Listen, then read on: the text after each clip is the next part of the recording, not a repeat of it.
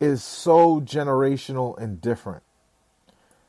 Let me tell you where basketball started, Sam, and maybe your grandpa might know this and might appreciate me knowing this. I'm from Brooklyn. Brooklyn, if you've lived there long enough, you've gone through different periods of times. Well, like my neighbors now are Jewish, but my neighbor now is a hedge fund a manager who basically rents out the three other floors of his brownstone and lives by himself in the top floor.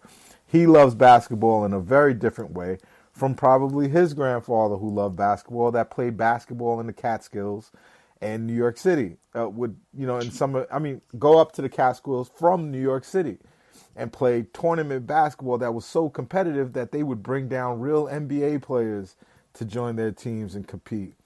Basketball is New York City's sport. And to imagine that the beginning of the NBA was, a bunch of, white guys from Indiana and Jewish guys from New York, that's the truth. The culture changed.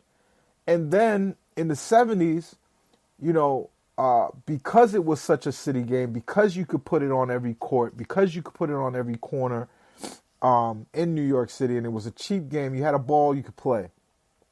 A lot of poor kids, a lot of people from, working class families like the Larry Birds and the Magic Johnsons started playing this sport, and it created another culture. Now, the culture of basketball is way different than when even the Allen Iverson era. The Allen Iverson era was really more like kids from the hood who were using basketball as a way out. These new basketball players, this new generation of basketball is all affluent kids. It's the sons of LeBron and the sons of former NBA players and the sons of hedge fund bankers, who have these coaches and are being raised playing basketball. You're going to see more Jarrett Allens than you see Allen Iversons. This is a new day. This is a new culture, a new group. Not to say that you're not going to still get poor kids from the hood playing basketball, but nowadays you're seeing AAU kids who have the parents who have the money to let them travel and play ball.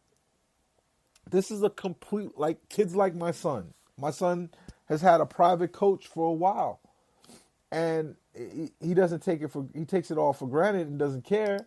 But those are the type of kids that are going to make it to the league now, and we can't fetishize over, why isn't he like Bam? Bam comes from a smart family too. He just maybe looks a little bit, more.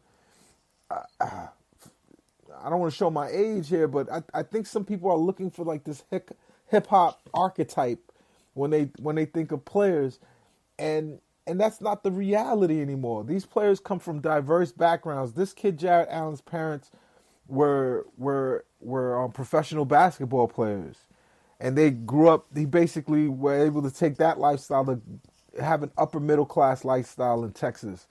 He's not a kid from the hood. He's not going to be breathing fire every time he dunks the ball. He's not going to have a catchy nickname. He's Jarrett Allen. He's Big J. He's our guy. Let's appreciate him, man. And he was, I'm so happy to see him starting. I'm so happy to have a coach that's not going to try to, my way or the highway. We're just going to.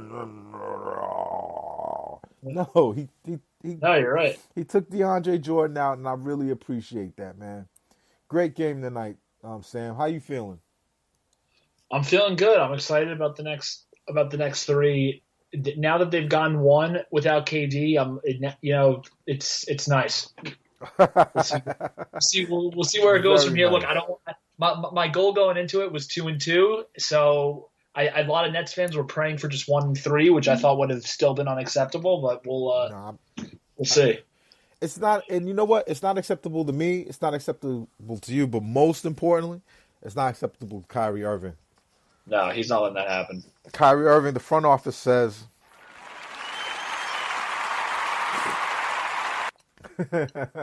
So, man, we'll do this again after the next game.